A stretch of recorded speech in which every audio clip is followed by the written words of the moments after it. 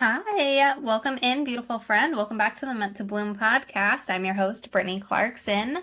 I said that over nearly 200 times at this point. Oh my goodness. Anyways, let's get into this episode.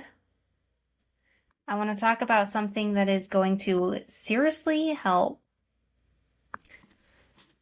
reset your mood. This is something that helps with your mental health, something that helps with your physical health, something that helps with regulating your nervous system, something that helps your food digestion, something that helps fight anxiety. And the thing is, I know if you're like me, you don't like when people tell you that this is your best option. Um, but the thing is, movement needs to be a priority in your life. Intentional physical movement. But don't let me lose you, because that used to be where I would check out a lot of the times, or I would just create some kind of elaborate plan I was never going to stick to. We're not doing that here today. I want to talk about how to make movement something that is intentional and easy, tangible, sort of just infusing it into your lifestyle in a way that actually feels good and feels like empowering to you and doesn't feel like a whole nother thing that you have to do, right? Because this can get really overwhelming to start working out when you don't like working out and that's not part of your life right now. Like, you do not have to wake up at 5 a.m. You do not have to go to the gym. You don't have to do all these things that way too many fitness nuts out there say you need to do. And I mean, I say fitness nuts with so much love in my heart. I have a brother and sister-in-law who are ultra runners. Like, they run 200-mile races, and I think that they are crazy. They're insane. If that's you, then you do you. But if you're like me, like, you're spending all your day up and down all the time, folding laundry is a workout, and you're chasing kids all the time. I get it. You might be tempted to say, well, I already, move so much. That doesn't count. Like, no, you're not living a sedentary life. Maybe you're not working in an office, 8 hours a day. But there is a way to utilize this mental health, this movement in a way that promotes mental health, mental wellness too. And that's sort of what I really want to touch on today. Because this advice is coming from my therapist, who has told me that movement needs to be one of my top 3 priorities. And if you've been listening along with me, you can probably guess what the other 2 top priorities are, because we got to go back to our basic needs, the fundamentals of our basic human needs. So your top 3 needs should be 1, movement, but 2, eating, and 3, sleeping.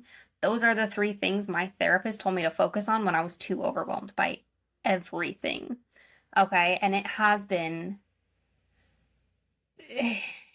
helpful. Like, this is 2 months in, and prioritizing, making sure that I am getting good sleep and enough sleep, and not shaming myself for sleeping in when I need it. Prioritizing eating, actually just eating something. She told me she didn't care what it was, just eat. Because it really messes things up when you skip meals. So we can't be doing that. Even if it's something small, even if it's something snackish, just eat something, because it's really going to dysregulate you to starve yourself and be hungry. So eating. And 3 was to get movement in, and not just like there's a lot of ways that movement can be helpful to you. So it's not just, a fitness training session, it's not just working out as movement, but it is also when you feel that anxiety to get up and move to another spot. If you listen to the last episode, I think I might have touched on it in the last 2 episodes, talking about working through anxiety and how going for a walk or just moving to another room, like just physically allowing energy to move through instead of getting more in your head about like, oh no, why am I feeling anxious? What is the fear? Let's unlock this limiting belief. It's not all about that. Sometimes it is just, there's this extra energy inside my body and I need to physically release that. Okay. And kids can be really great at this. Like I noticed my kids are really great at, they start to get that energy inside and they're just like, I'm gonna run around now. And so they run around until they feel better. They go jump on the trampoline. Sometimes it comes out in a not so nice way where it's like, I have all this energy inside me. I'm gonna smack my brother until I feel better. We're working on that. Uh, so let's get into this. Okay.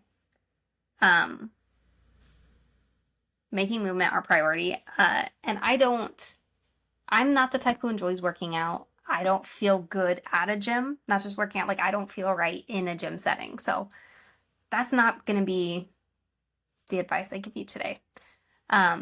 So this info dump that we're doing now is going to be tips to follow, coming from somebody who has like zero motivation to work out and also has a chronic pain disorder. So that's fun. You don't want to do it and your body and your mind are working in cahoots to keep you from doing it. I get that. I have been there. So let's make this as painless as we can and get those easy wins. Okay, so this may not be what you want to hear, but movement is the key to better health, physical health, spiritual, mental. All right, so stagnant water always goes rotten, right? I mean, if you've ever kept water like in a cup, or you've ever sat water outside, like something that collected rainwater and it just sits, it goes rotten. It starts to grow some yucky, gross stuff. But if we keep water moving, we have natural filtrations, right? The whole water cycle of evaporation and coming down the streams, the movement of it keeps it fresh and keeps it clean. And your own body can be the same way. When you sit, you're how much percent water now? Is it 70 or is it 90? I don't know. I think it's Earth is 70% water. People are 90% water. Like you are water. We can't be sitting stagnant. Okay. We got to get that flowing. Okay. So there's a reason why the happiest, healthiest people are always running marathons and teaching Zumba classes or joining CrossFit. Okay, because that intentional daily movement, as awful as it sounds to some of us, it is a domino that creates the cascade of positive life changes that get you back into that alignment that you're searching for. Okay, movement doesn't have to be terrible. Okay, so movement is crucial for a healthy nervous system. It impacts your brain health, your stress response, your overall well-being. It stimulates the release of neurotransmitters like epinephrine, adrenaline. Like endorphins, which improve your mood and reduce your stress. Regular movement also promotes neuroplasticity, the brain's ability to adapt and form new connections, enhancing learning and memory. So we talk about rewiring the brain. This is a big key. That's why movement is going to help you rewire your brain. It's going to help you be able to be in control of your mindset better. It's that neuroplasticity of being in control of your own mind. So here is how we can make it simple. Here's a few easy ways that we can prioritize movement without needing the motivation to become a marathon runner or something else that's equally as unappealing. So 1, just commit to a 5-minute walk every day. Choose a time that your energy is naturally at a peak. So this doesn't have to be first thing in the morning unless that's when you peak. It could be after dinner, could be after lunch, could be before lunch to work up like that appetite, or maybe you need to go on a walk to decide what to cook for dinner. Just a 5-minute, keep it short, keep it simple. Does not have to be long, does not have to be far, but let it be intentional and let it be something that is like a reward to get to go on a walk. Don't let it feel like punishment, like, oh, I have to go for a walk first. Let it be, I am meditating on my walk. I am feeling good on my walk. Let it just be something that is enjoyable and renewing to you to do. Okay. Now, number 2, we also have the option of bed yoga. If you don't know what this is, look it up. Go on YouTube, look up bed yoga 5-minute routine. Like, seriously, this can all just be 5 minutes. 5-minute movement. It's how you start. Okay, and it never has to be more than 5 minutes. It can just be 5 minutes here, 5 minutes there. But if you set that bare minimum of 1 5-minute session a day, it's gonna start triggering things. It's gonna start some momentum, some motivation. It's gonna rewire your reactions and stuff. So yeah, bed yoga. What this is, look that up, find a video, and just do what you can every morning before you get out of bed, or let yourself take a short nap in the afternoon. I love taking a nap in the afternoon, and I'm using air quotes for those who aren't watching the video. I don't actually sleep when I take a nap. I just go lay in my bed and just kind of give myself 20 minutes of zero expectations, where I get to just relax my entire body. And if I do fall asleep, that's awesome, but I really never do. Because napping just feels impossible for me, but I let it be a 20-minute quiet time reset. So yeah, maybe you need to do that. Maybe you just need to go give yourself a little bit of time to just lay in bed in the middle of the day because you deserve it. Or to hype yourself up before dinner time. Maybe you need to do that reset before you go and do dinner, because dinner can be difficult, right? We've got to do everything we can to let that be a simple and enjoyable time too, right? So yeah, and just do your bed yoga. It is literally just stretches and things you can do while laying in your bed. So yeah, your intentional movement does not have to be difficult at all. Or number 3, the simplest thing you can do that is so good for your nervous system, so good for your body, so good for your mind, and then good for your soul. I will say it. It's good for your soul.